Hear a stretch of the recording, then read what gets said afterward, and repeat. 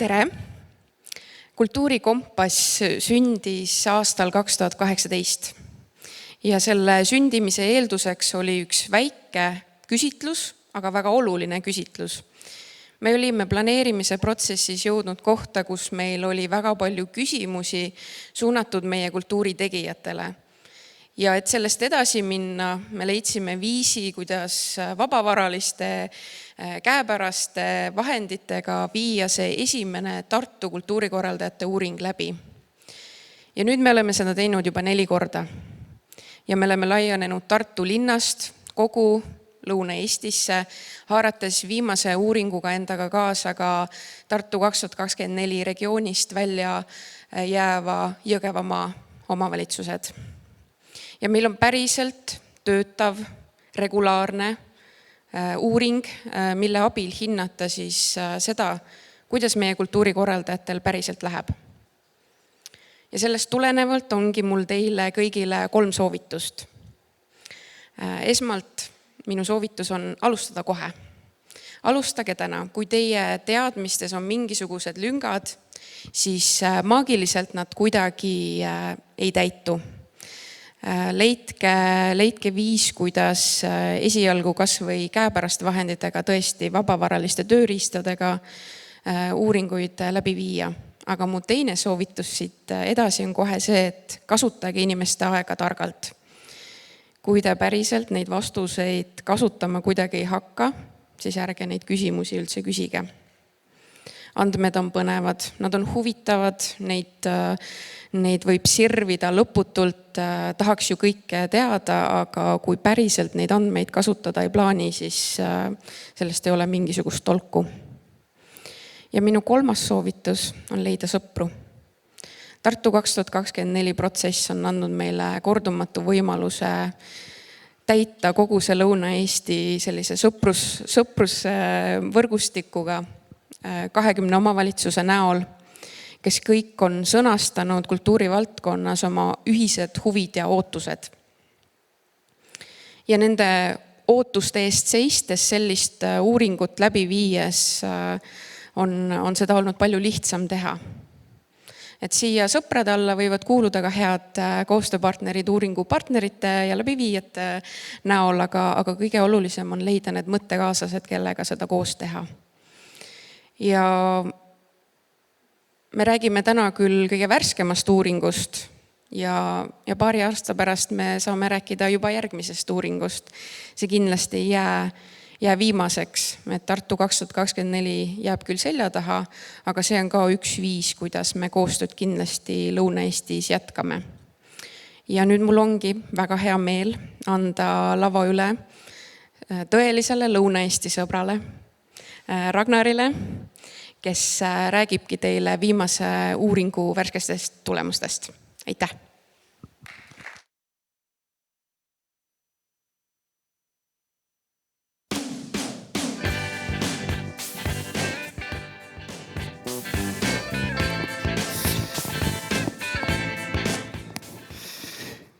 Tere! Palju sõpru, head kolleegid. Kõigepealt ma pean kommenteerima Tiina Lokki, et nii palju kui Tiina on teinud kultuuri mõjude ja loomemajanduse teadlikkuse tõstmiseks Eesti Vabariigis, et neid inimesi, ma arvan, võib ühe käe sõrmedel üles lugeda.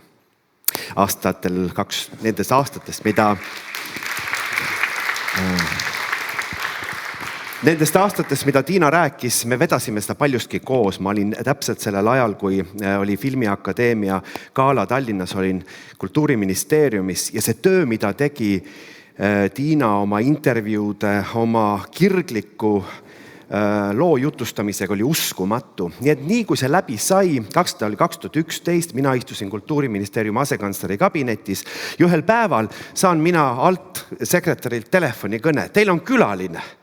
No meil ei käinud ministeeriumis lihtsalt külalised ette teatamata, ei ilmunud kohale. Aga mul juhtumis oli vaba hetk. No mis siis ikka? Võtan vastu. Läksin juurde 2 inimest.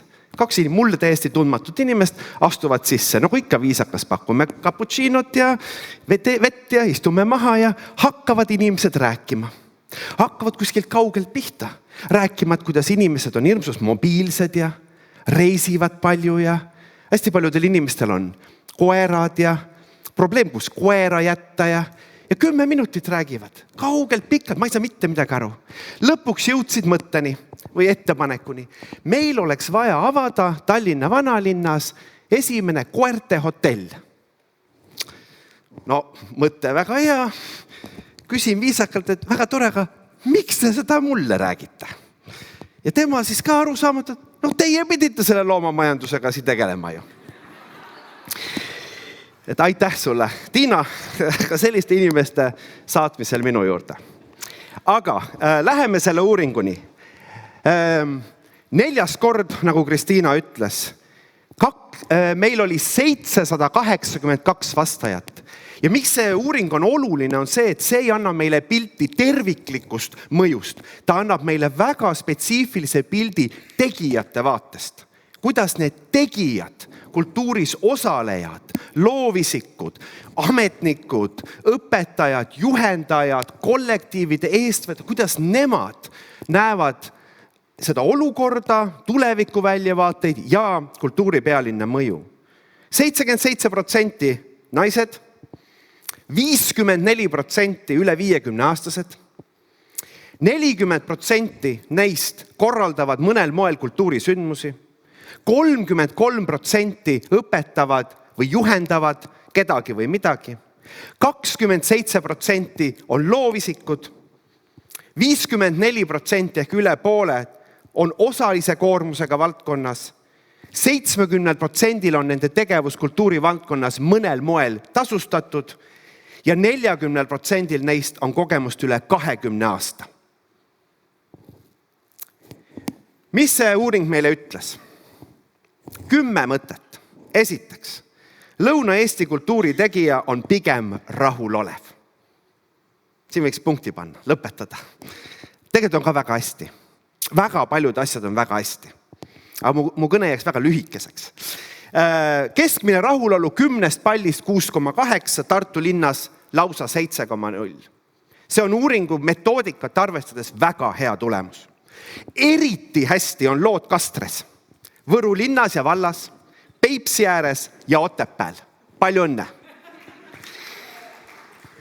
Kõige kehvemini on lood Rõuges, Tõrvas, Valgas, Kanepis, Jõgeval ja muidugi Põltsamaal. Põltsamaa on ka ainus koht kogu meie omavalitsuste suurest paletist, kus soovitusindeksi näol tehtud uuring näitas negatiivset tulemust. See tähendab seda, et kui võtta kõik tugevalt positiivselt meelestatud ja võtta kõik negatiivselt meelestatud kokku, siis Põltsamaa oli ainus, kus negatiivseid arvamusi oli rohkem. Aga kui üldiselt on inimesed rahul, siis mitte ühtemoodi. No eriti rahul oled sa siis, kui sa oled naine. Kui sa töötad avalikus sektoris ja veel eriti, kui sa oled kultuuriametnik. Ja abiks tuleb ka see, kui sa oled üle 50 aasta. Sa oled oluliselt rahulolematum. Perk, ma nägin sind, jah? Kui sa oled mees, tegutsed erasektoris ja eriti, kui sa oled loovisik. Loomeettevõtja, õpetaja, õppejõud ja juhendaja ka. Ja oled alla 50 aastane. Et siis oled sa eriti rahulolematu. Seda esiteks. Siis teiseks, me ei tea, mis tulevik tuua võib. Kuigi tänase olukorraga rahulolu on päris hea, siis üllatavalt pessimistlik on vastaja tuleviku osas. Aga võib-olla see ei ole üllatav. Meil on majanduskriis, eks ju. Meil on julgeolekukriis. Kultuuripealisin saab läbi. Kas rahad saavad otsa? Mis edasi saab? Kas üritused jätkuvad? Väga palju teadmatust. 10-pallisel skaalal on keskmine tulemus oli 5 juures. Ehk inimesed ei usu väga, et nüüd läheb paremaks. Kõige optimistlikumad inimesed, valimised on tulemas, on Peipsi ääres Kastres ja Näos. Võib-olla on see lihtsalt nii halb, et saab ainult paremaks minna, võib-olla, aga seal tundub, et asi läheb paremaks. Kõige pessimistlikumad inimesed, tegijad on Kanepis, Rõuges, Viljandis ja Elvas. Järgmine. Kes väärtustab mind? Kes tunnustab ja kes tuleb pärast mind? Millega oli siis üks keskmine kultuuritegija väga-väga rahul? No väga rahul ollakse sellega, kui palju meil on kultuurisündmusi. Neid on tõesti palju, nad on mitmekesiseid ja neid on igale maitsele. Üldiselt ollakse rahul ka oma valitsuses sellega, kuidas kohalik omavalitsus toetab kultuuri. Hinnatakse, et meil on palju külalisi tänu kultuurile. Meil on suhteliselt hea kultuuritaristu ja kultuuritegijate omavaheline koostöö on väga-väga hea. Aga suurim mure, kahtlusteta, on kultuuritegijate järelkasvus ja absoluutne punane latern kultuuritegijate töö õiglase tasustamise küsimuses.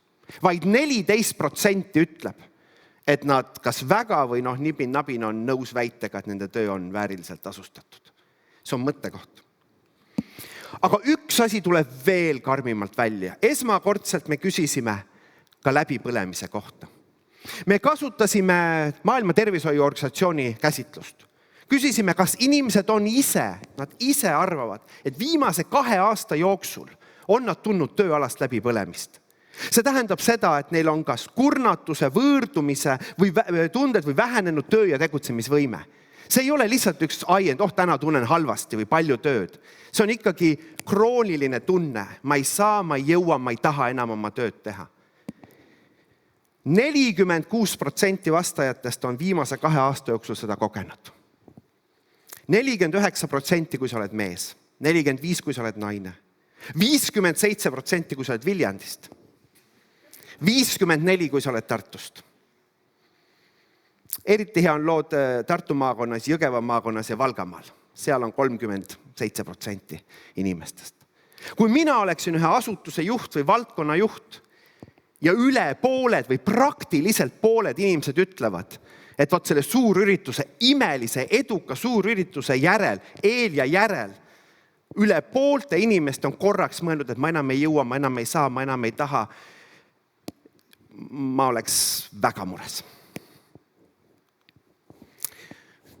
Kultuuriaken, tohutult energiat pandud kultuuriaknasse, tuua info sündmuste kohta kesksesse kanalisse.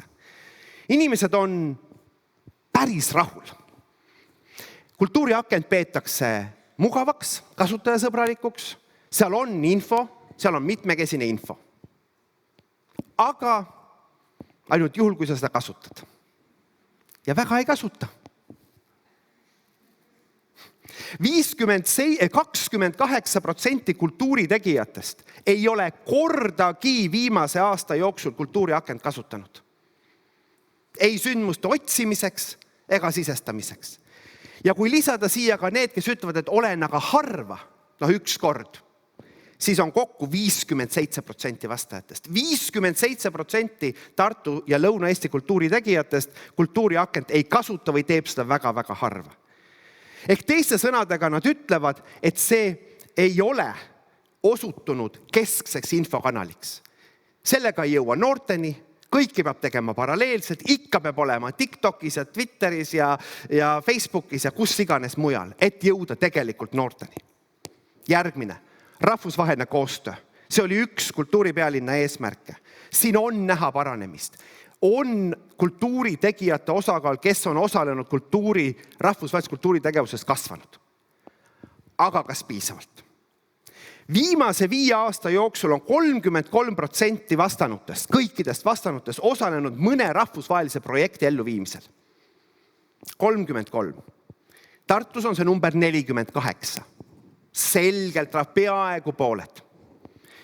Kusjuures 12% kõikidest vastajatest, Tartus 20%, on olnud lausa projekti juht või koordinaatori rollis. Need on väga head tulemused. Aga mis siis takistab seda tööd? Miks ei ole rohkem rahvusvahelises kultuurikoostöös osalemist?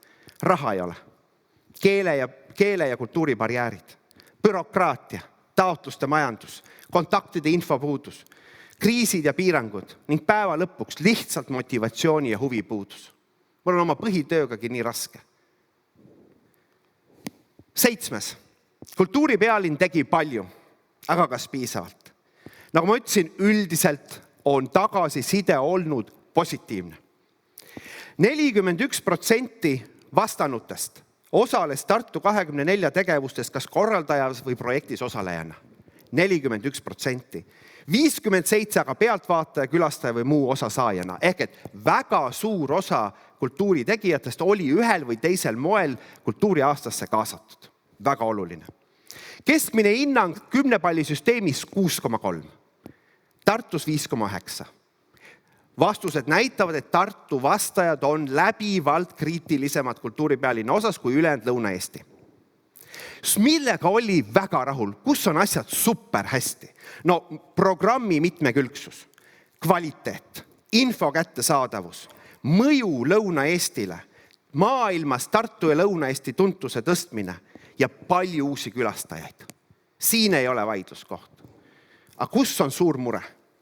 33% vastanutest vaid leidis, et kultuuripealinn aitas arendada nende oskusi ja teadmisi. Umbes 40% leidsid, et kultuuripealinn inspireeris neid kuidagi uutmoodi. 60% siis arvasid, et kultuuripealinn neid ei inspireerinud. Ja absoluutne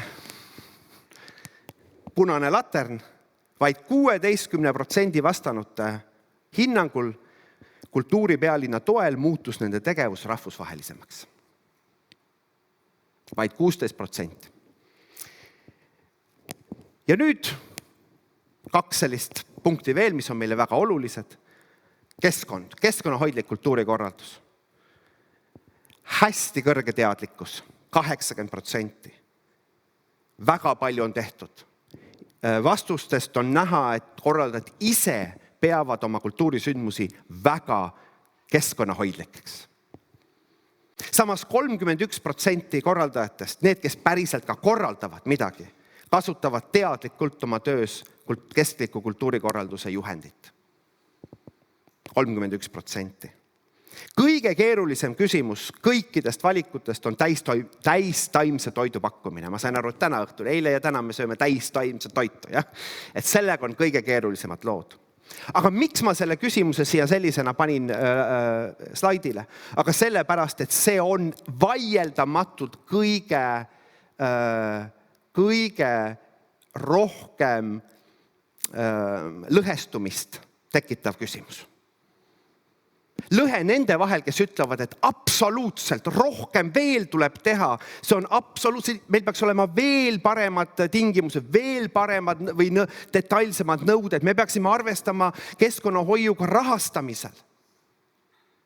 Ja väga suur hulk inimesi, kes ütleb, et lõpetage see hullus. Rohepesu. Kas paremat pole teha? Talupoja tarkus. Ja ma võin seda nime jätkata. Ja seal sellist keskteed on väga raske leida. Et absoluutseid fänne ja absoluutseid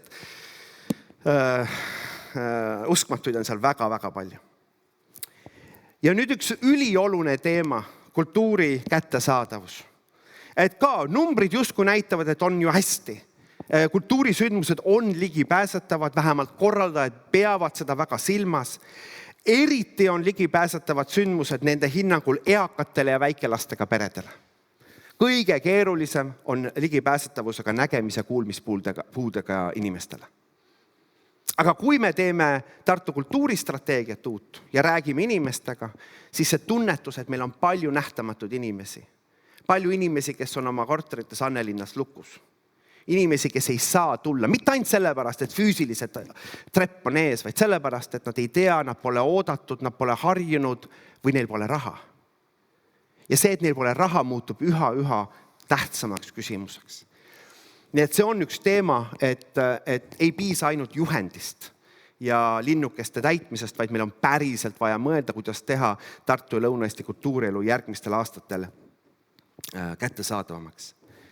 Ja viimane. Kui me tegime eelmist aasta 2022 uuringut, oli hästi suur vaidlus teemal, kas siurut on vaja või siurut ei ole vaja. Kas puud tuleb pargist maha võtta või ei tule.